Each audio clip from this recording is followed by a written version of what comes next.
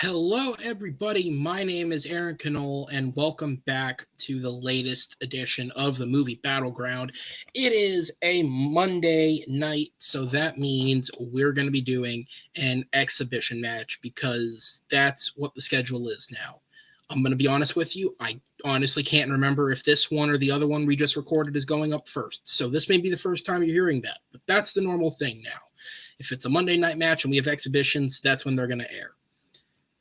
Clearly, I care tonight. My name is Aaron Knoll, if I didn't say that as well. Thank you for being here with us. Tonight, we have a match that has zero preparation and consideration for a director that has all the preparation and consideration, Mr. Rian Johnson, who is hot off of, I guess you could call it a comeback tour following the public reception around him following The Last Jedi with Knives Out, Glass Onion, and then in a similar vein, Poker Face. That was the name of the Natasha Lyonne show. Poker Face on Peacock. We're not going to be talking about that tonight because it is not a movie, but it was very good from everything that I've heard. So yes, we are here with three supposed fans of Rian Johnson, although I'm questioning that right now. So let's talk to the person I know is a Rian Johnson fan, the man who suggested this match, Mr. Will Cohen. Will, welcome. How are you doing tonight? I'm doing great, despite the fact I just barely got my voice back yesterday. First, I want to address, yes, Poker Face is amazing. I am one of 10 people who have actually watched the entire series. Second of all, I suggested this because Rian Johnson is easily one of my favorite directors. If I could make it a strength anywhere, I would, but he's done so few movies, it's really hard to... I mean, he's at 6 films now, isn't he? I thought he was still only at 5. Brick, Brothers Bloom, Looper, Last Jedi, Glass Onion. I read that backwards, but Knives Out. Yeah, he's at 6. Oh, okay. He's legit, yeah. Well, good. Now I know what I can fucking use from here on out. Although now people are going to expect it. Oh, well. But no, these...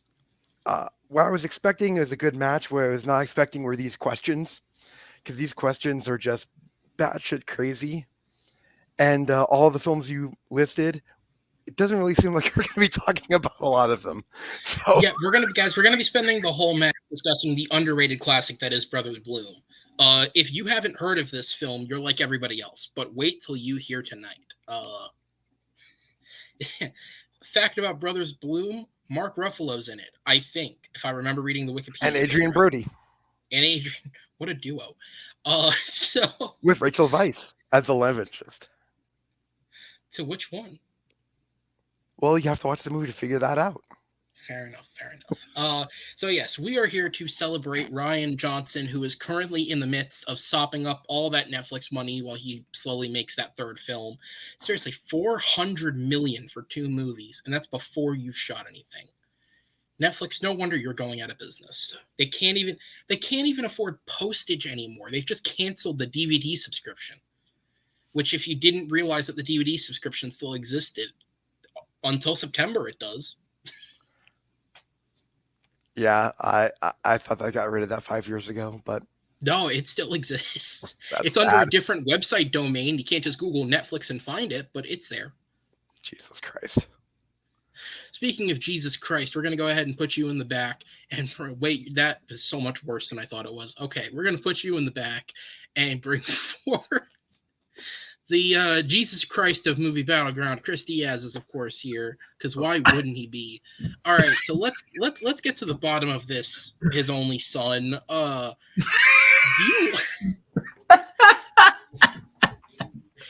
you like Rian Johnson?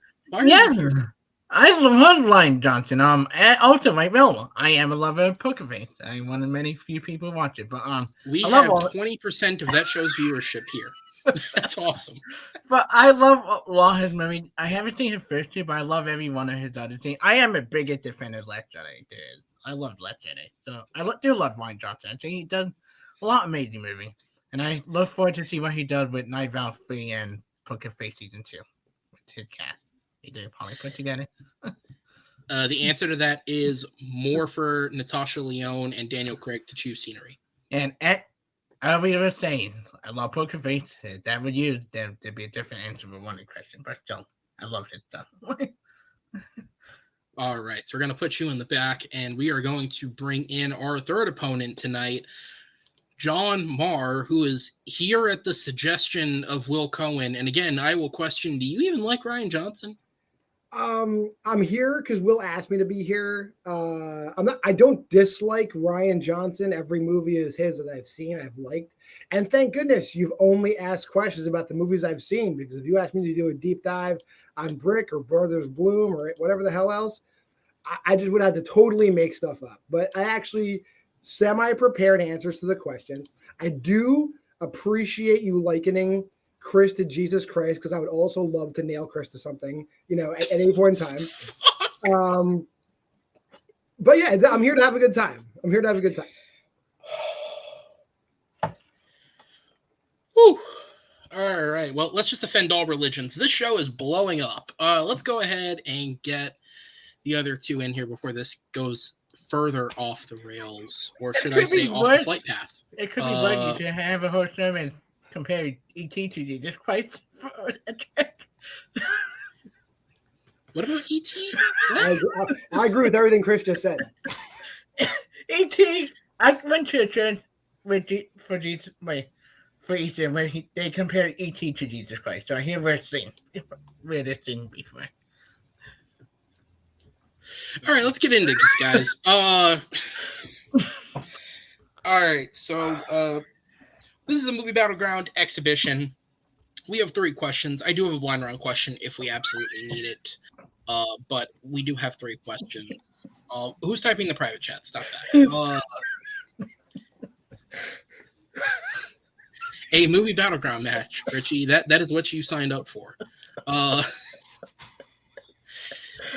Yeah.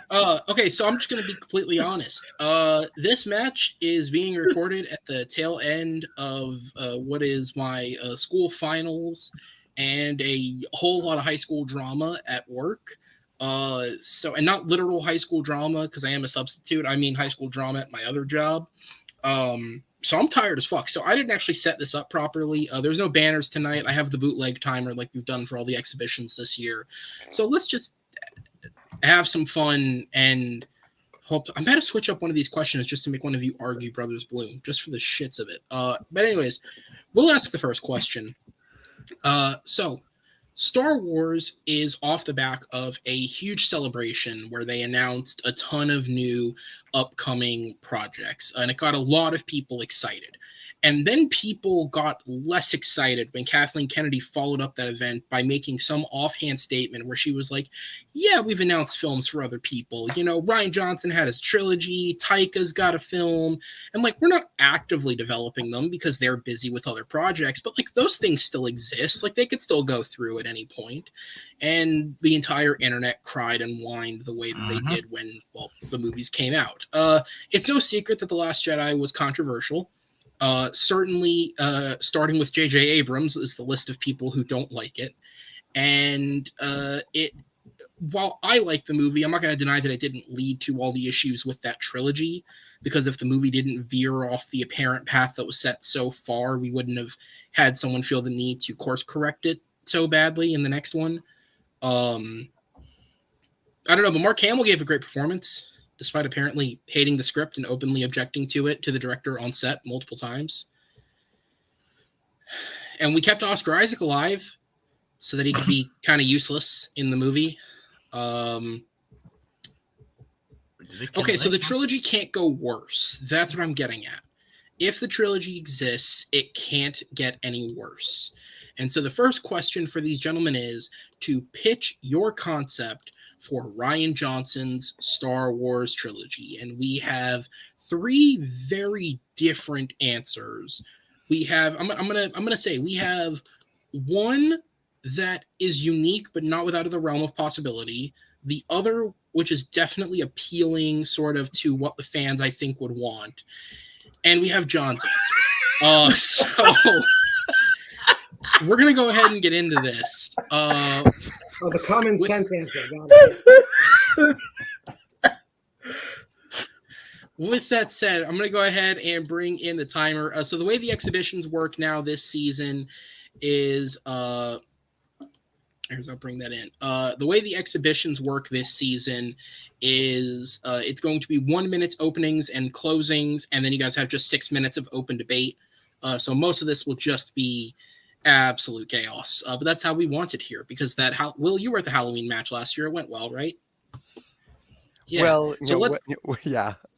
So let's put someone in the canceled pile with Noah. With that said, Will, you're going first on this question. You have 1 minute. Time starts when ready.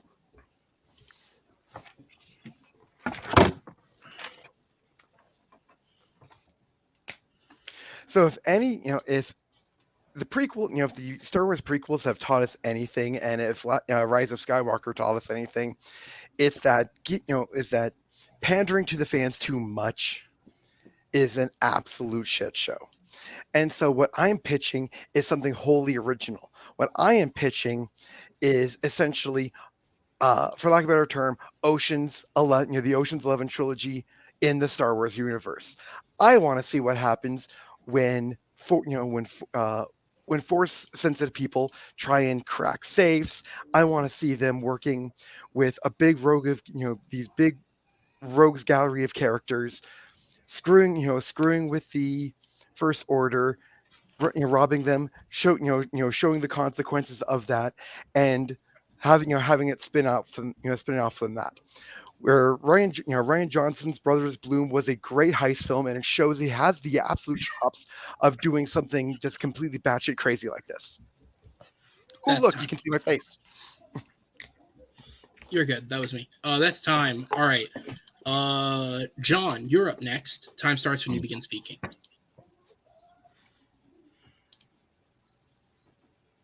I'd like to thank Aaron Knoll for shitting on my idea before I even talk. Thank you, Aaron. I'm not a Star Wars fan. I think Star Wars fans are fucking geeks. You guys suck. However, Frank Oz is 78 years old, guys. He's going to die soon. The voice of Grover and Yoda and fucking Miss Piggy and all these people. He's going to die soon. We should use him while he's alive, right? Yoda is probably the most protected property in the Star Wars universe. Dude dies at like 1 billion years old. So his first appearance, he's like 1 billion years old, minus 60. You have centuries of time with Yoda. He's over 800 years old when we first meet him. He trained every fucking Jedi there is, right? Do you think nothing happened in those 800 years? Wouldn't you love to know what happened in those 800 years? I would love to know. I don't give a shit about Star Wars, but that's 800 years of shit you can work with, right? Who knows what that guy did? Who knows what he saw? I don't know. There's 800 years of Jedis he must have trained. There's 800 years of wars he must have fought in. Let's tap into this, okay? George Lucas, give Rian Johnson permission to tell us more about that little green dude we call Yoda, please.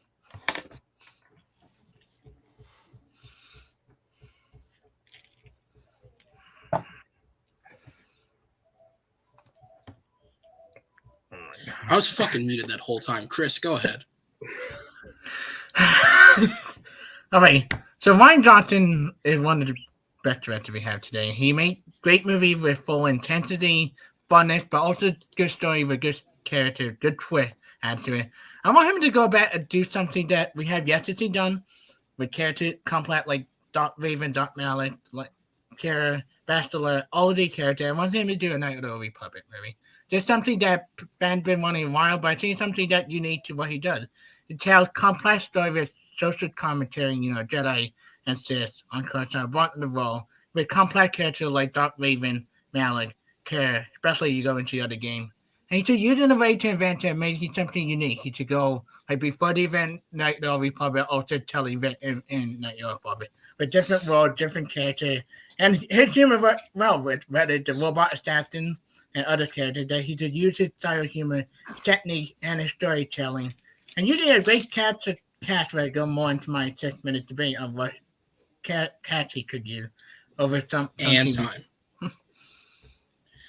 All right. So because I didn't do the banners tonight, I'll just reread what I had here so that you guys can hear it again.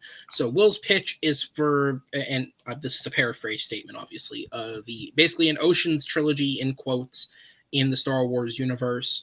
John's is a prequel trilogy to the prequel trilogy with Yoda as the lead over those 800 years. And Chris's is an adaptation or story of the Knights of the Old Republic, just so that everyone is aware of what they are arguing for.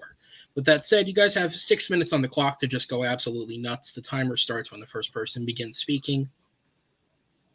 So the reason why Chris's is not going to work is because, as he put it himself, fans have been asking for this for a long time. Well, every single time the fans ask for something that they think that they want, as soon as they're given it, they hate it, or they hate the way that it's done. And especially with I hate it already.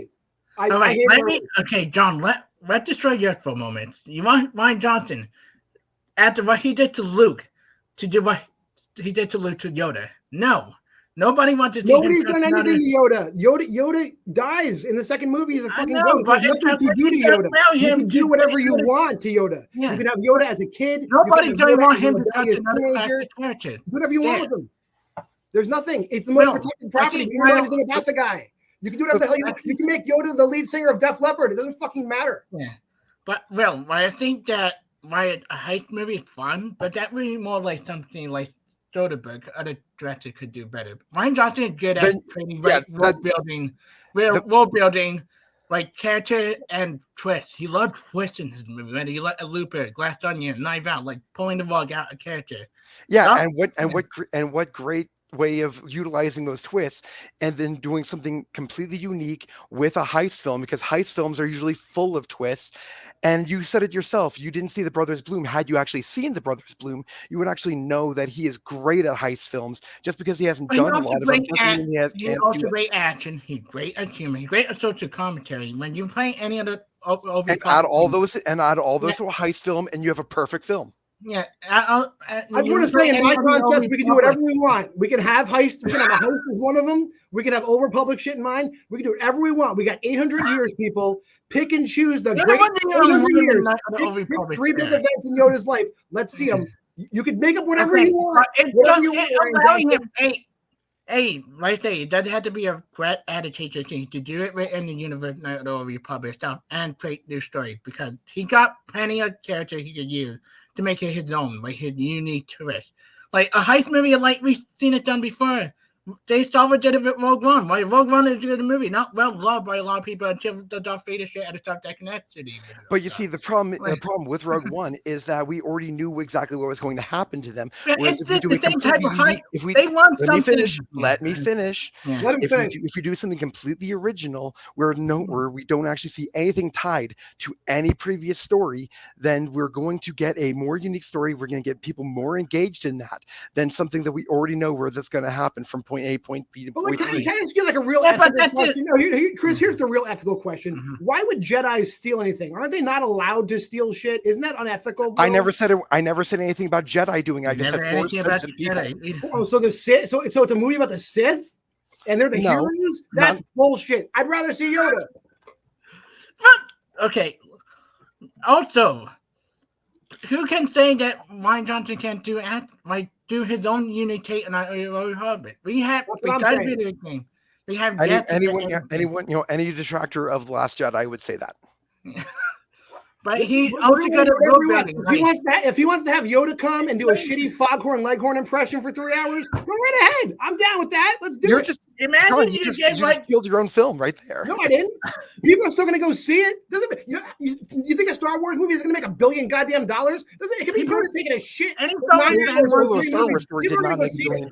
Would you make you think that Yoda? Any Star Wars fan, let me put it down. Any Star Wars fan wants to see something unique to the Star Wars universe. Not a lot of people have video games. Like, not a lot of people know the Night of the Old Republic storyline. I'm afraid they do.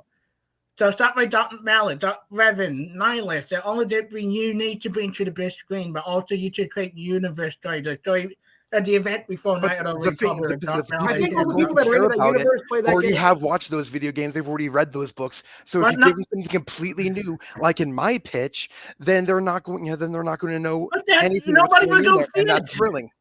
Nobody I goes think the only person with a fresh pitch here is me because it's the most protected property in the universe. We don't know a thing about him.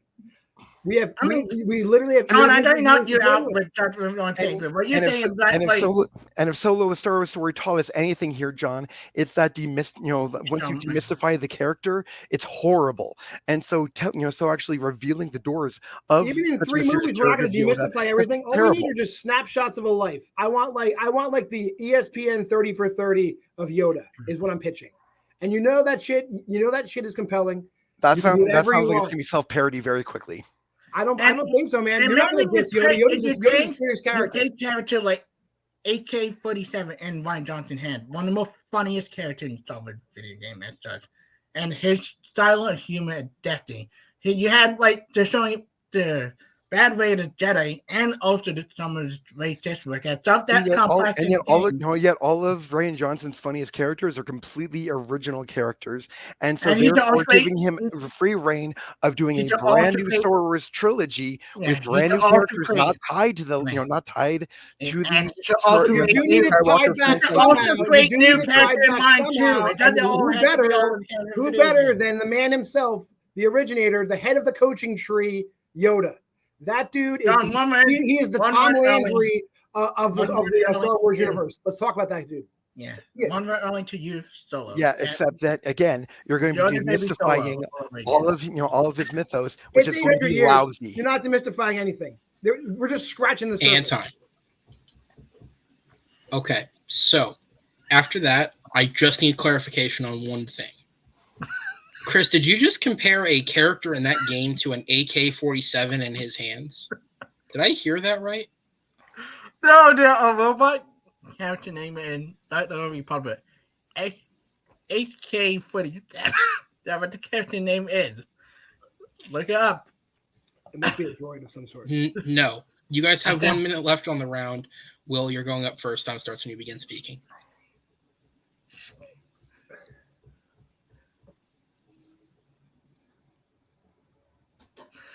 After the debacle that was Solo: A Star Wars Story, showing all of the holes of someone's popular background is always a lousy decision. Right? And telling Rian Johnson that he's going to do the Knights of the Old Republic, you're again pandering to the fans, and fans, whenever you pander to the fans, it always backfires in your face. Giving us something wholly original, showing all of the, giving Rian Johnson free reign of inventing new characters, showing who's force sensitive, not necessarily making him Jedi, but giving him making force sensitive, showing them fucking with the world, the First Order, and then allowing them to have this broad story of the of these heists going back and forth, kind of like the Ocean's 11, the Ocean's trilogy. That's going to be far better, far more engaging for the audiences of all kinds, Star Wars or not. And time. All right, and there goes that voice. Rest up and take a drink, sir. John, over to you when ready. I think Will kind of falls into his own trap. He's going to have a universe with brand new characters. We don't know if they're Jedi. We don't know if they're Sith, but they're force sensitive.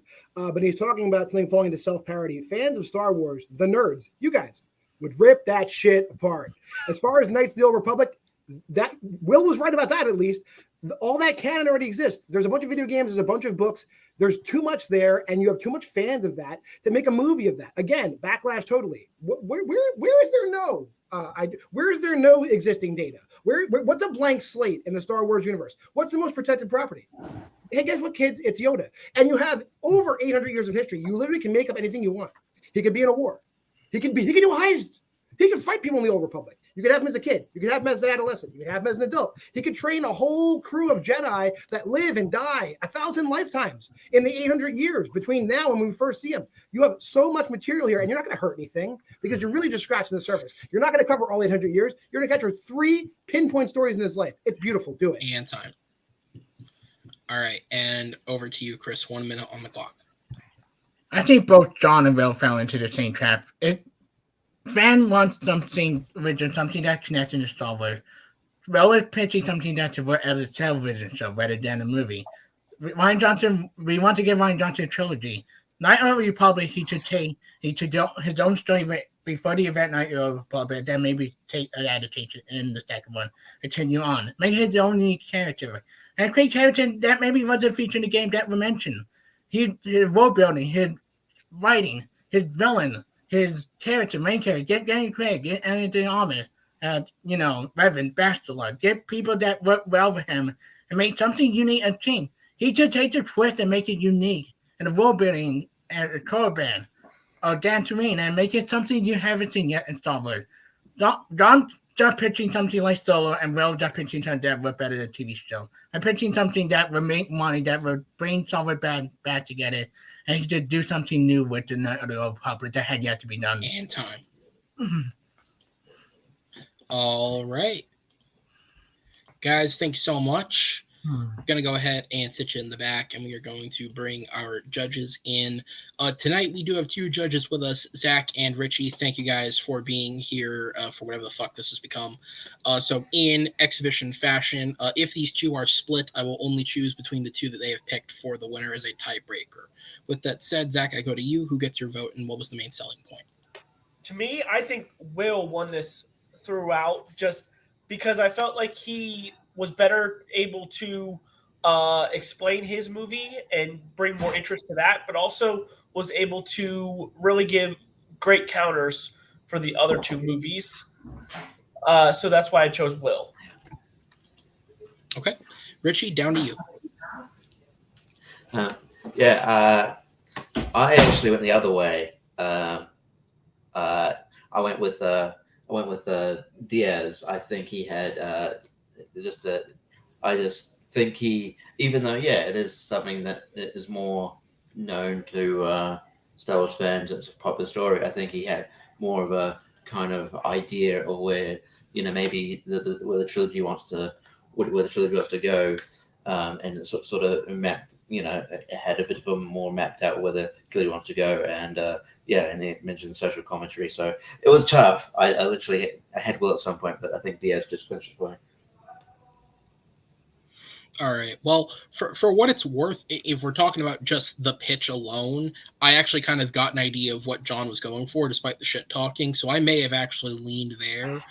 But between Diaz and Will, I am going to go with Will, and that's because while Diaz's pitch was more fleshed out and it was more detailed, I think partially because there's something you can base it on that just naturally will help you with that.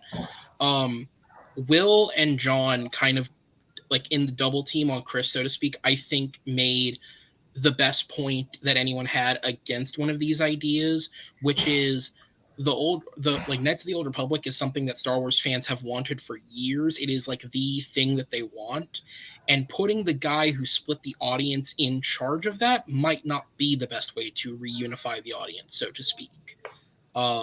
Which was a point that did stick with me because it kind of deflates a lot of where his argument was coming from. So for that, I am going to give it to Will.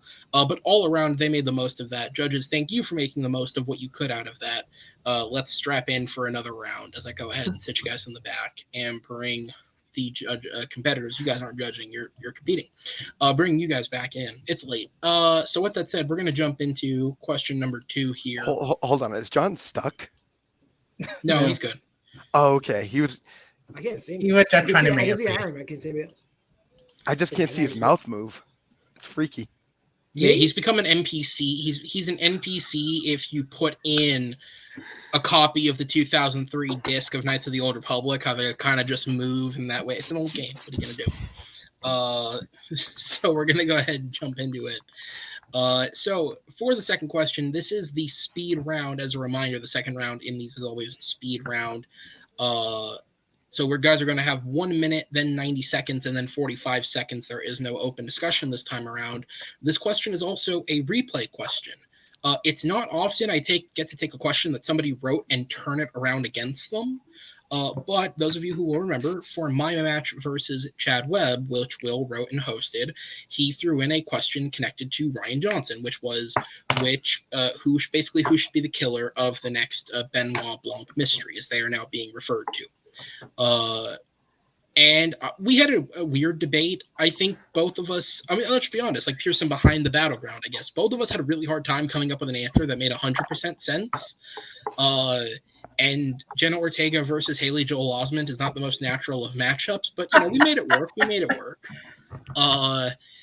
These guys have picked 3 different actors. That is the question, of course. Which actor or actress should be the killer in the next Benoit Blanc mystery? Because we know we're getting one. Netflix paid a lot of money for it. So who should be the killer in it? With that said, John, I'm going to turn it over to you first this time as I bring the timer back in for you. It'll start when you begin speaking. I think the common thread in all these Benoit Blanc mysteries is it's rich people doing douchey shit.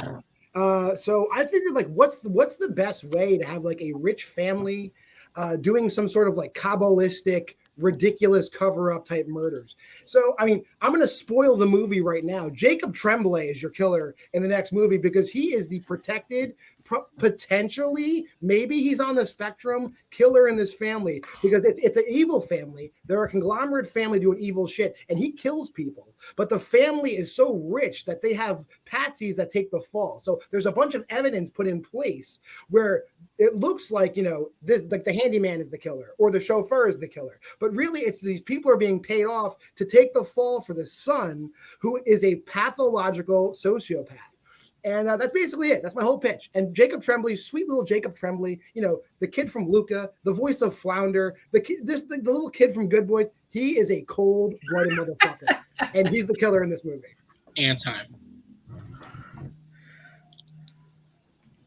And Uwe Boll. How can you list all of Jacob Tremblay's classic roles and not bring up the fact that he was in the Smurfs too?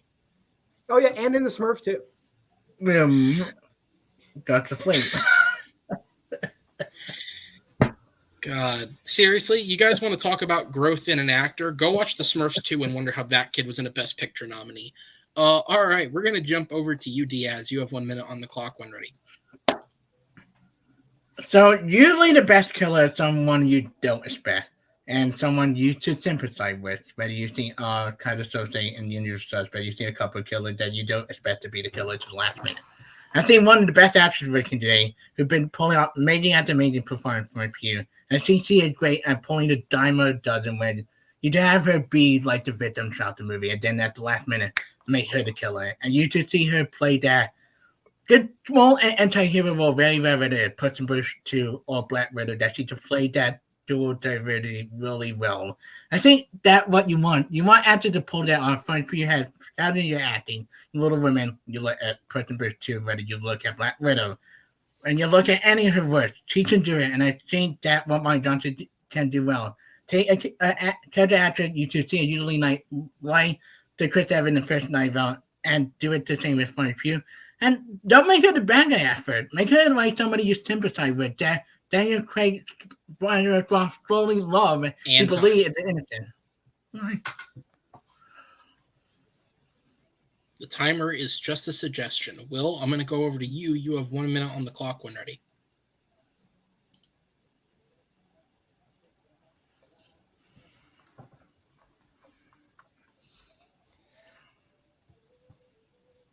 Okay, so what did Chris Evans and Edward Norton both have in common in Knives Out and in Glass Onion? Is that not only were they two white males, but they were also the biggest names in the cast. So that's why I'm pitching Renee Elise Goldsberry as the killer in essentially Knives Out 3. Why? Because she's not going to be the biggest name in there. She's not a white male, and you definitely will not see her coming, because this is the woman who can, not only just charm your socks off 1 minute, but then just turn on a dime, may I say, and become just this conniving, evil human being. We've seen this in some of her TV shows, like Zoe's Infinite Playlist, like in She-Hulk. We even got to see this in to a slight degree when she was in Hamilton. This is why Renee Elise Goldsberry is absolutely, positively the best cast for the killer. All right, so just a reminder for our judges for the answers. John is arguing for Jacob Tremblay, Chris is arguing for Florence Pugh, and Will is arguing for Renee Elise Goldsberry. Also, I don't think legally you could ever see her coming on screen. That might qualify the film as something else.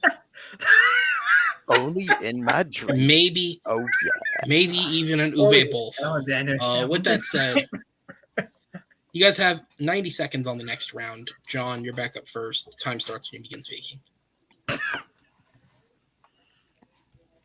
I'm at a loss. All right, so like Florence Pugh as a murderer. If you've watched Midsommar, you get to see her as a sociopathic murderer. She goes off the fucking deep end and kills her boyfriend, essentially, technically in Midsommar. Seen it been done there. Will's masturbatorial musical Gaylord pick. No, we don't need. Nobody knows who the hell she is. We don't need that in a movie. Jacob Tremblay from Room, the little boy from Room as the killer. You love to see it, and I want him to play it up hard. I want him to play it up real hard. I want him to be like, is he on the spectrum? Like, I want the Freddie Highmore from The Good Doctor performance from Jacob Tremblay. He is such a neat, like orderly kid, and like no one would suspect him at all. You know, he's like the protected child in the family. But I want him to be the one that goes off. Like if there's like a whistleblower, he kills him, and then basically then the chauffeur takes the fall. The accountant's gonna cook, not gonna cook the books for him. He kills him. The gardener takes the fall. So all the evidence is laid out for Benoit Blanc, but Benoit Blanc is such a good detective that even though it's all tied up, it's perfectly handed to him in a bow. He knows what's up, and he slowly uncovers the mystery that the murderers are not the murderers, but they are covered for another murder, and that murderer is basically still a minor, which opens up a whole new thing. Like, will he even go down for the crimes? It's honestly the next step for Benoit Blanc, because there's everything you need: a rich family with dark secrets, doing rich family, dark secret, American capitalist douchebag things. Give me Jacob Tremblay, and screw their other ideas. I yield my 1 second. And time. All right, Chris, over to you. I'll try to make it quick and clear. Jacob Tremblay, we've already seen him do that in Good Boy. We've seen him play the type of douchebag character before. Renee Goldsberry, I love in Hamilton. I think you just see her coming. I think for a period, you take her in a role where she's like that washed up actress to get involved with the murder mystery going on. You feel sympathy for her. You believe in her. You don't see her as the bad guy. Blanc fall for it, thinking that, she's innocent all day, and then you just pull that rug at the last minute. You see all the things like kind of socially revealed that how it all lead up to her. See what Florence Pugh showed time again. She take care to make him likable. Not say she doesn't mention all. No, you had a trial of depression leading up to the event at the end of Midsommar. She was never once a bad guy in Midsommar. She was someone who traumatized by everything that she just doesn't give a shit at the end of it. And I think that what Florence Pugh does well. And I think we are tired of seeing the same thing over again. The obvious villain, but Edward Norton and Last Onion was so obvious. Chris Evans, obvious as a douchebag. Someone who nice, kind of like a monster comparative type character, and then you don't realize you've been duped by the end of it. That she the bitchiness after that does what she wants and get away with shit. And that she's smart enough to outstart even Blunt. And see that you need to knife out. She had yet to see that kind of like I did the Christie style. And the other two would just be obvious point. Even though I do like both choices, I just think mine, but actually with that caliber to and do time. Well. All right, Will, back over to you.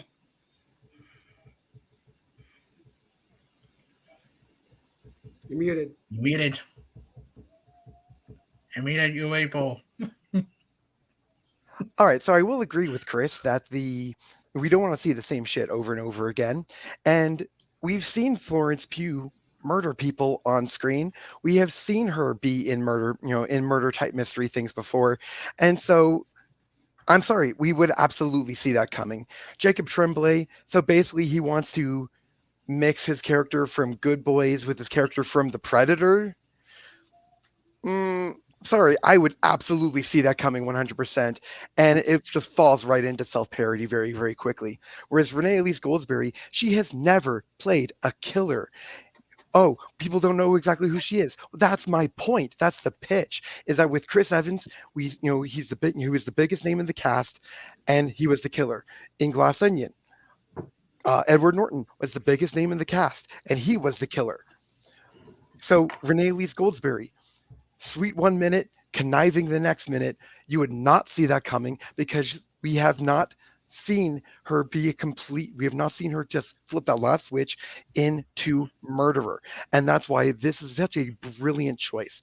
She was great in Hamilton. She is an acting tour de force, whether it's on Broadway, whether it's in TV shows, whether it's in movies. She is just wonderful she would be wonderful from start to finish. And she could even be she can be the confidant in in Benoit Blanc and have the rug completely pulled over us. That would be a brilliant moment. And time. This is why it's great. All right, so we're going to go into the final 45. John, you're back up.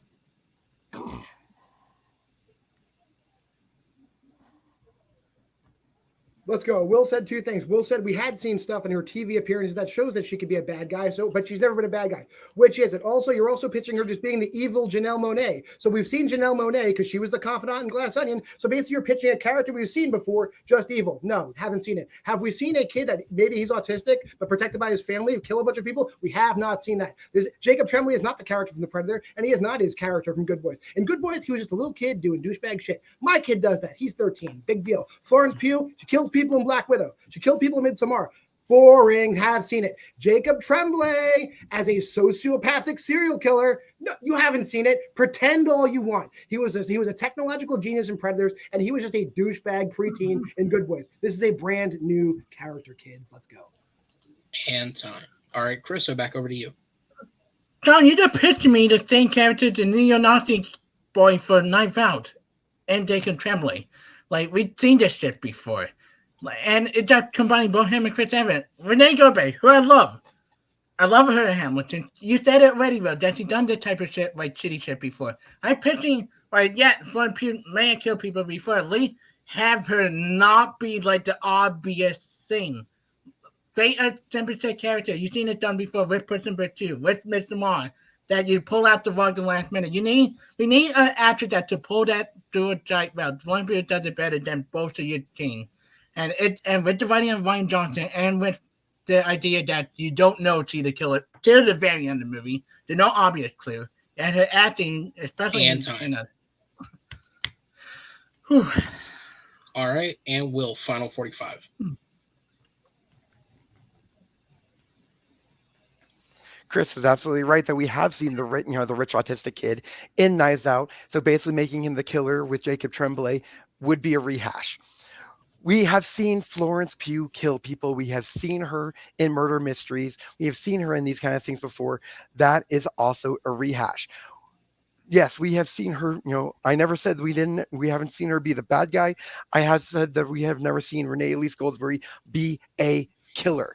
And that is absolutely why this is the perfect reason. Many people haven't heard of her. Great. That means that she can be part of the background. She can, she doesn't need to be the confidant. I just threw that out there as a possibility. But either way, the person who is not the marquee star as the killer is perfect. And time. All right. That will be the second round in the books. We're going to go ahead and trade you guys out for the judges.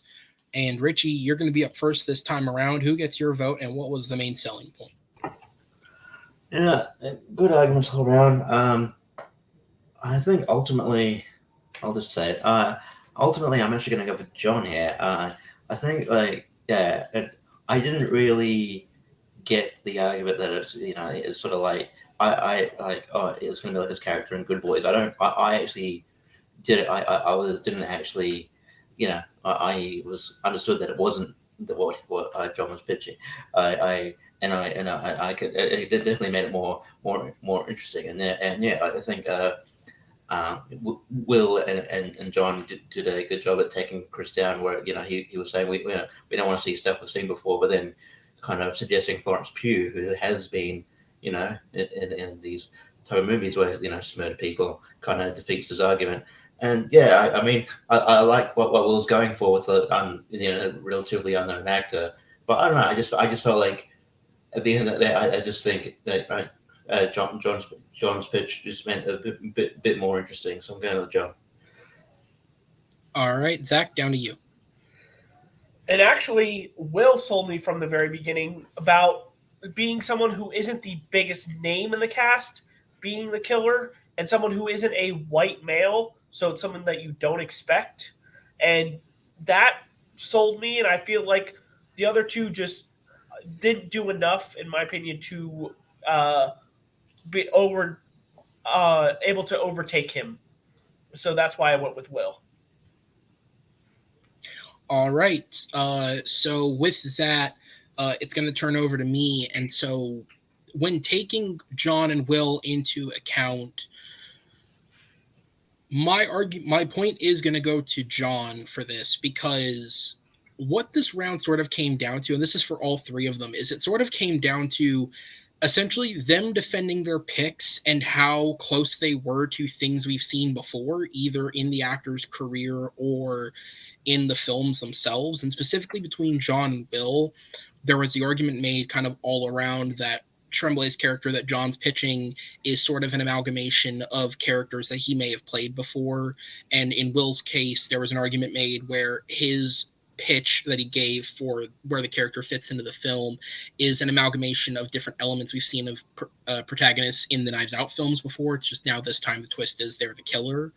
And despite the fact that I think I used that exact argument in my match, John did make a compelling argument for Jacob Tremblay's character's place in the plot of the conspiracy element, which is not something we've fully seen in these films yet, of everyone is working to actively hide it. This isn't a case of, because both of these movies, it's like one person's committing the crimes and everyone else is sort of oblivious to it. They're all assholes, but they're oblivious to the actual crime. The idea that all of our leads are sort of in on this to protect the kid, I do think that's a more interesting concept. Although, as somebody who's only seen Renee Elise Goldsberry in the recording of Hamilton and She-Hulk, she was one of the best things in both of those. So give her more work. Put her in the film as a supporting character, you know? I don't know, make her one of the assholes that's protecting the kid, right? With that said, though, judges, thank you guys. We're going to put you in the back, and we're going to move on to the third question here. John and Will are playing for the win. Chris is playing for the sudden death. So let's see who gets what here. And the third question, which, you know, was the question that was intended to sort of, you know, bring in the other films and, you know, diversify the discussion, failed. Did not work. The question is, who was the best character from a Rian Johnson film? And I feel like it's not a spoiler to say they picked characters from the Knives Out movies. I haven't seen the rest of them. Let's be real.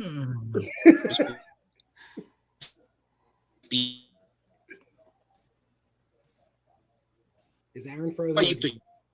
But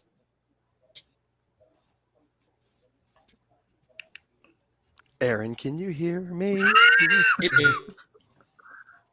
I'm not gonna edit that out. All right, so let's go ahead. I have no idea what my screen's doing right now, so let's go ahead and get into this. I'll go ahead and take myself out, and we'll go ahead and jump into this. I believe it is Chris. You're up first on this one. You have 1 minute on the clock when ready.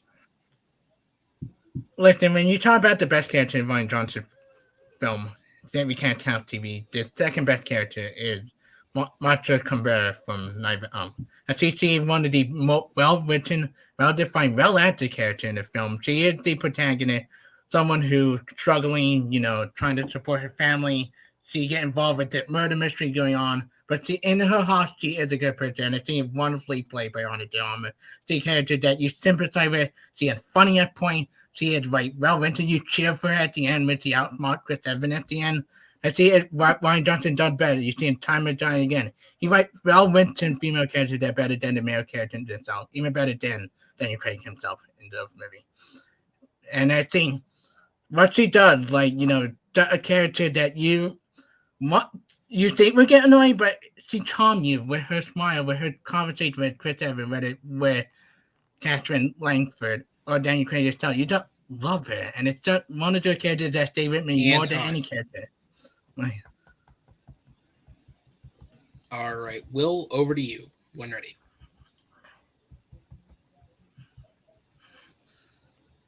So I hands down picked the best character that Rian Johnson's ever created, and that's Benoit Blanc. You can't, like, anyone who can create this Kentucky Fried Detective, this character who just spins these random yarns together and somehow make the dialogue make sense is great. Anyone who can just string us along and just be entertaining, just want to watch the entire character, the entire movie of just the character speaking in just these southern riddles is just brilliant. And he is the absolute driving force between both Knives Out and Glass Onion, two of Rian Johnson's best movies by far. Daniel Craig as Benoit Blanc especially is just an Oscar-worthy performance, and he has been shafted both times. There is nothing more exciting than watching this Kentucky Fried version of. I'm sure, given the plot developments in the second film, Benoit Blanc doesn't mind being shafted twice. With that said, John, we're gonna go over to you.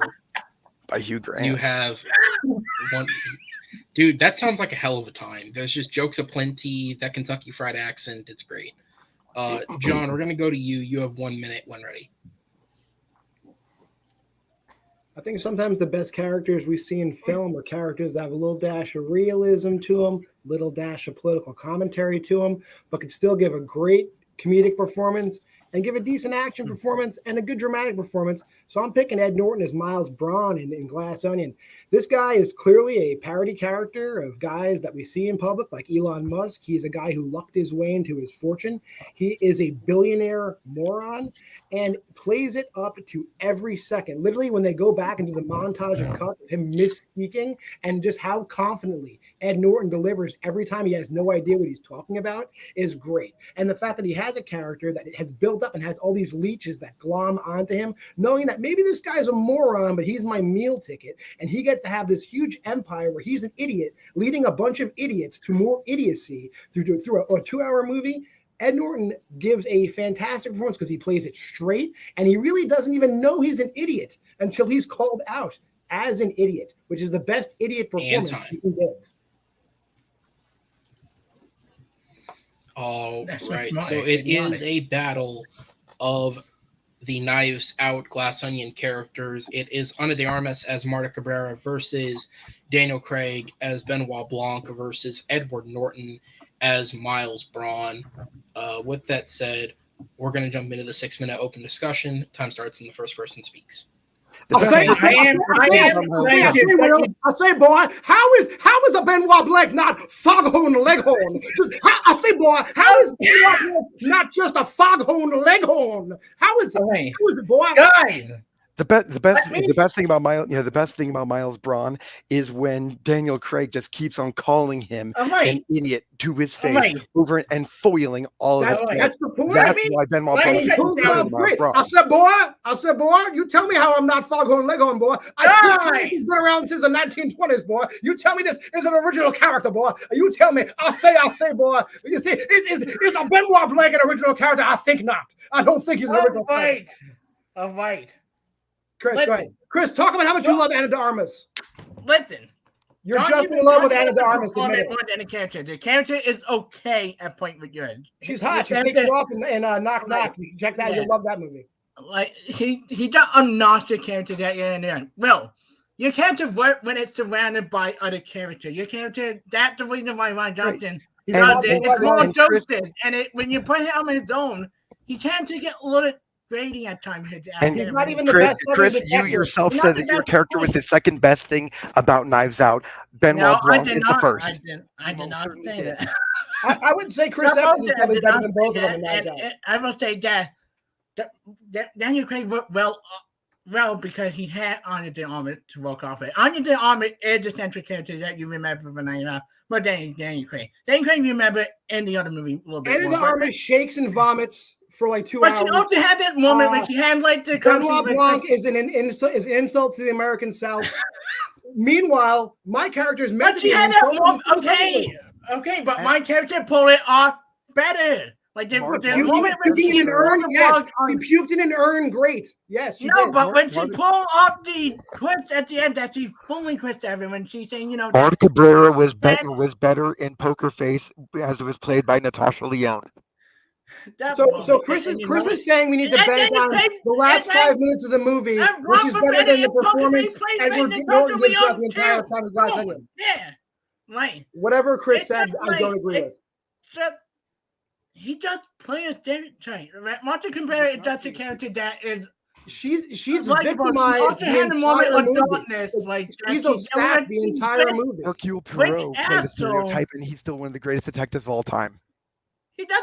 She trying to make these rich assholes do that union. You see her composure, like she's dealing with Hercule all Poirot. of this. Like Benoit Blanc is the Kentucky, Benoit Blanc is the Kentucky Fried Hercule Poirot, and Hercule Poirot is the best detective in the world. it's better Benoit than Blanc is the best Daniel detective in Blanc. the world. Sherlock You have Holmes yet is to the say best anything detective of all time, first of all. Encyclopedia Brown is the best detective of all time. Benoit Blanc is Foghorn Leghorn on the big screen. That's all it is. Wasting time to Encyclopedia again. Brown is greater than Benoit writing Blanc. female character than he does male. And then whatever Chris character. says, I don't agree with. He does not. he I does don't not agree with write Chris better Diaz. female characters. Benoit Blanc is less than Encyclopedia Brown. Anyway, Benoit And then Blanc when is they- Foghorn Leghorn. Will is still not answered why he's not Foghorn Leghorn, because he is Foghorn Leghorn. Straight. If you watch any Looney Tunes cartoon, you've seen You Benoit don't Blanc. argue show the up before. performance, not the character. We talked about I'm not falling for your trap again, John. We know You how didn't well fall that for it the turns first out. time. He's still Foghorn Leghorn. He does all the same speech patterns. I say, boy. It's the same exact. His voice is talking That's over more entertaining than anything that Miles Braun does. no way. Miles Braun is the My most head is- entertaining part of Glass Onion. Even if If he's you being wanted the exposed, best moment even if with it's Martin being Cabrera, exposed, it's it's the the way performances she that are being exposed composed that are entertaining. I disagree with everything Chris Diaz when is saying. the confession going on and way she pulled that last minute scene when you're like, Yes, she vomits. Yes, she vomits and shakes. Chris, we got it. She vomits and shakes. Benoit Blanc is Foghorn Leghorn. Marta is only interesting when she's vomiting, and that's not very interesting at all. No, no, She has a couple great scenes, but Yeah, bunch of all her it. scenes are completely She's stolen not by even, and Benoit Blanc. Anna de Armas Okay, is hot. Bill. She's not even cute in This this ain't movie. your character the bad because he only great when he working off other characters, right?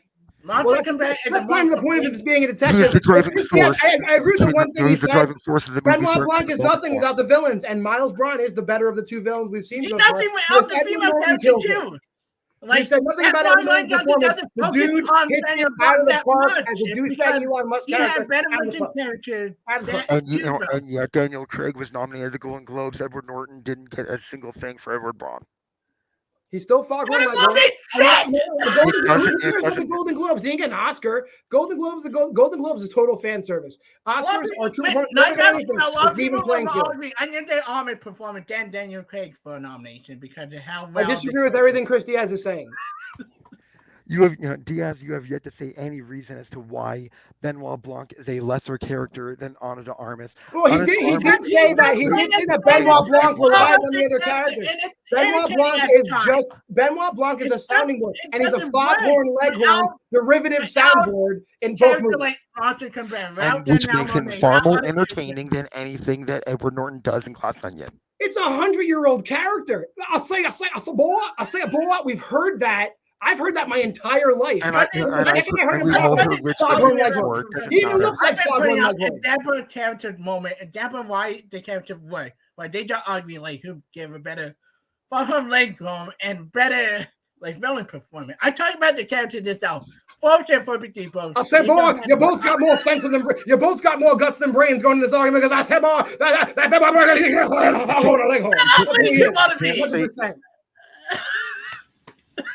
Okay, that is time. Thank God. All right, so going into the closings, it's not often that I have to do this, but we're going to instill some rules here, okay?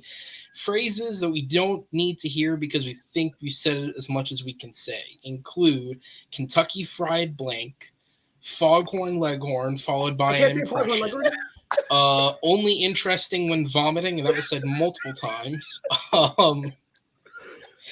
And Chris, I'm going to implore that you not scream because no one will interrupt you this time. And the more you scream, the less we can understand you. So let's just all take a deep breath, a real deep breath.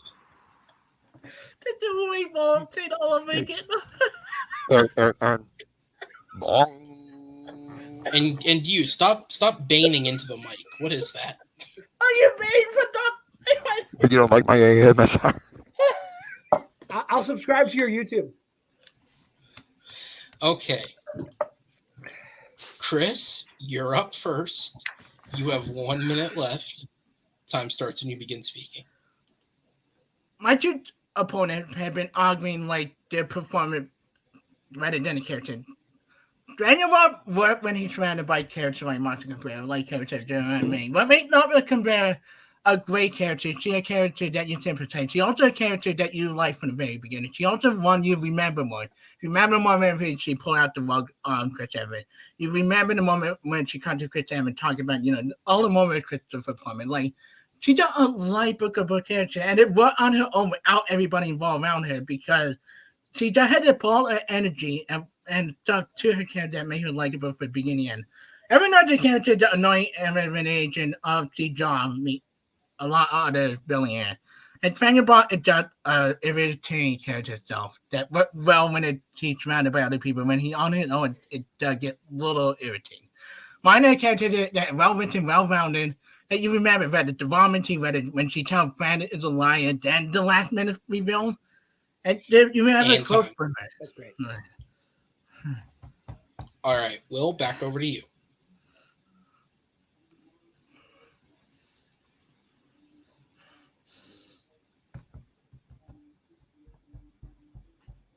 In his opening argument, Diaz even said that Marta Cabrera was not the best character, but she was the second best. John's pick of Miles Braun. We've if you want to say that we've seen if we've seen Benoit Blanc's character before, we've definitely seen the idiot billionaire before, and it's a tired trope, and Edward Norton doesn't even do it that well. He's only doing it well when he's playing off of when he's being foiled by Benoit Blanc. Benoit Blanc is great by himself from the moment that you see him first in Knives Out, where he's just hitting the piano keys. He is an interesting character from the very get-go. When he starts talking, he is enthralling, whether he's unraveling the mystery or just trying to figure it out by using Southern euphemisms.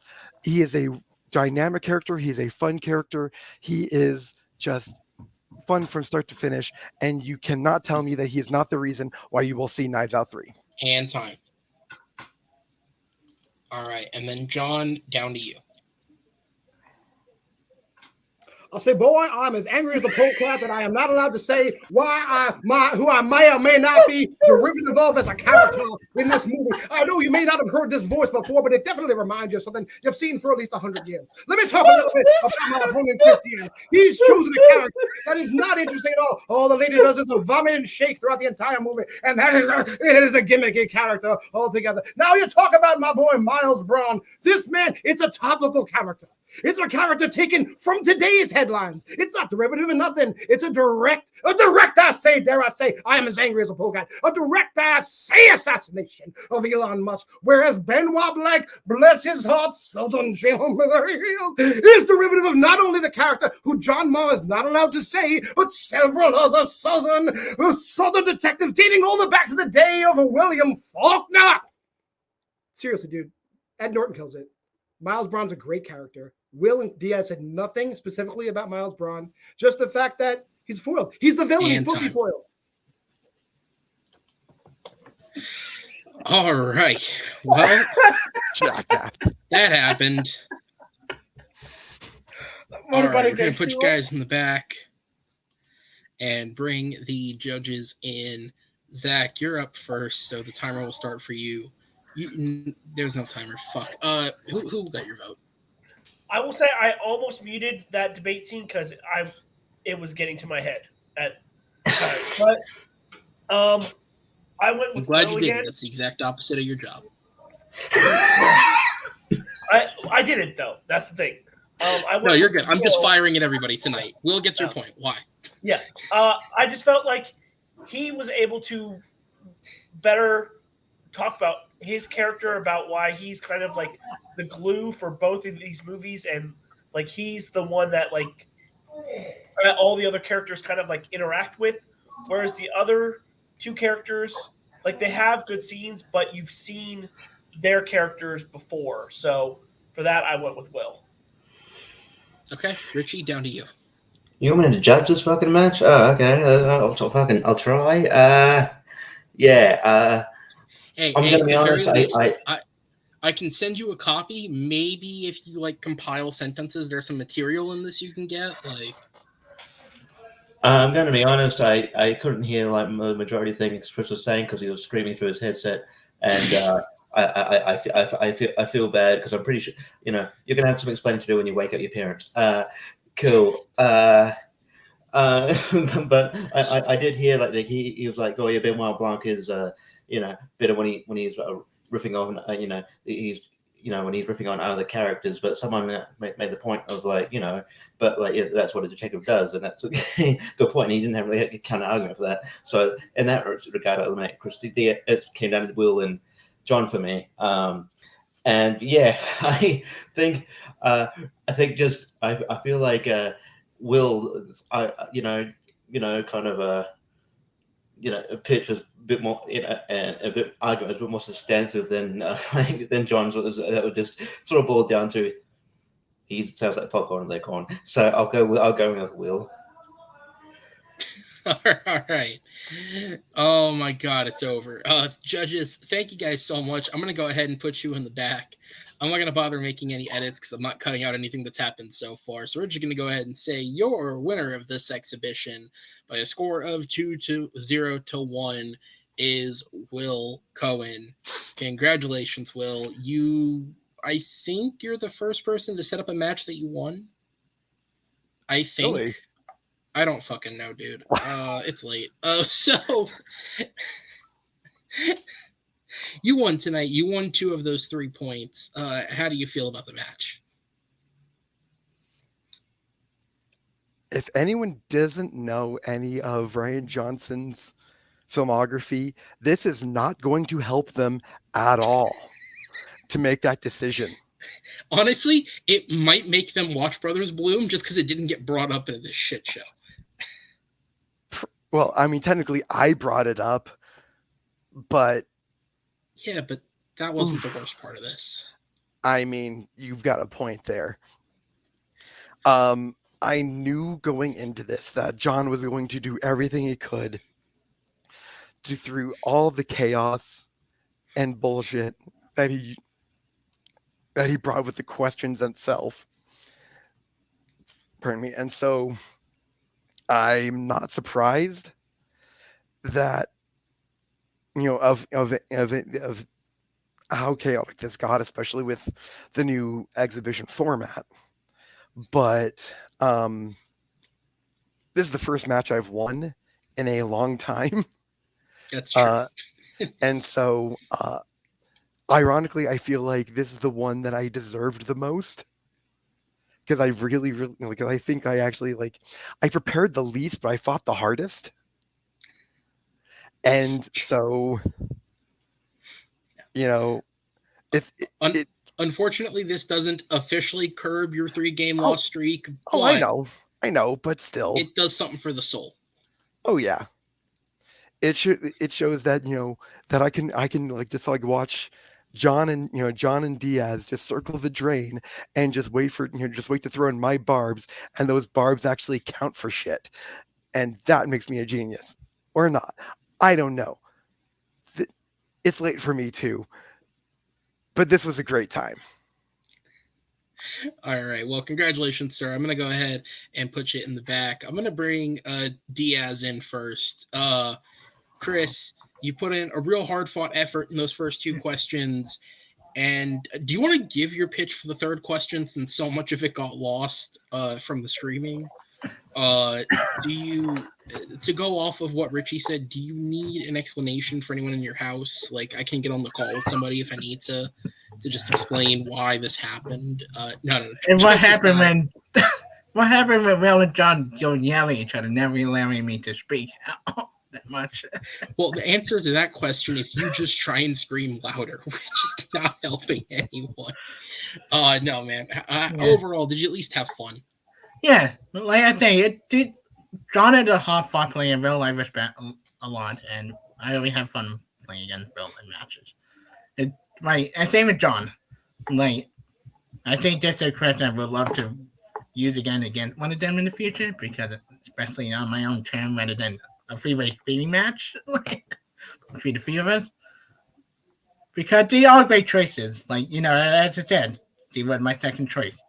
If we had used television, I would have used Natasha Leon from Poker Face, but still. like, Well, but this is yeah. Movie Battleground, Yeah. so hoping out for a TV character is a bit of a lost cause. But Yeah, but I appreciate the thought. Yeah, I still have fun. Like, it a lot, but I had so much fun at exhibition match. It doesn't matter if I win. I don't want to have fun arguing about stuff I like rather than watching stuff I hate.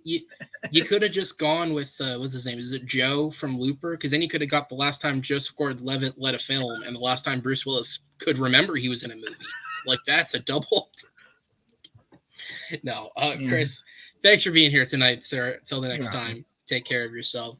As I go ahead and put you in the back and bring in this little shit stirrer who did pick up a point. How are you feeling after that? I'm just here so I don't get fined. No, it was fine. I think if Will wasn't Jewish, I would say Zach Shelton made a great case to be his kid's godfather today. Make sure you vote for Will more next time if you can. If you can do 2 votes for him every round, do it. Yeah, but seriously, I think if my Foghorn Leghorn impression didn't win you over, you're a fucking stone. You're like a statue. Give me a break. I should have won that last point. I should have gotten 10 votes. People should have come onto the call and voted for me. Like this shit's rigged. Whatever. It's rigged. I'm saying it on call. It's rigged. I'm done. Go ahead. Get all your friends in the comments section to tell us how great I didn't even want to be here. Will made me come. This is bullshit. Oh, well, that is true. You did not want to be here. So I'll go ahead and say something on air. Obviously, you know this because I'm not facetious about the fact that we pre-record this shit. So I told John the last time that he played that if in his next real match, not this match, his next real match, real match, if he won, he would get a number 1 contenders match. Now, this is something you actually don't know. I was originally going to give you Mehdi because he's at about the same pace you are, maybe 1 step behind in terms of a win streak, but he's about the same pace that you are. But after you signed up for this match, and then I found out that you're here, but not a Rian Johnson fan through some unknown means. I don't know if this was just Will's way of like eliminating Chris. Like, I don't know what the fuck happened. I wouldn't say I'm not a fan. I'm just not if Will's a fan, I'm not a fan. But I'm a fan. Like, I don't dislike the guy. That is less convincing than what Chris said. Yeah. No. So your punishment for being here is you're going to have to play me to earn that number 1 contenders match. That match will be coming up. Now, I'm not playing for a number 1 contenders match. If I win, that just means the spot goes to the next person. But if John wants to get a number 1 contenders match, he's going to have to go through me first. Again, obviously, this is not a surprise to you at all. I don't expect you to try and put on some sort of face. But oh my God, Aaron. Oh, I can't. Is that what that group's for? Oh, shit. I thought that was just a big elaborate prank. Holy shit, I can't believe I did all this fake prep and everything. So yeah, if this was entertaining to anybody, you're going to get more of this in the near future. Look out for that. John, how do you feel? I'm a draw. Subscribe, hit the bell, like, subscribe, go to the Facebook page. Say how much you love me. Say how much you love my shirt. Say you remember me from back in the day. I love everything. And like Aaron too. Aaron wants your likes too. You know what? That's a good enough end for this video. Night, guys. Night.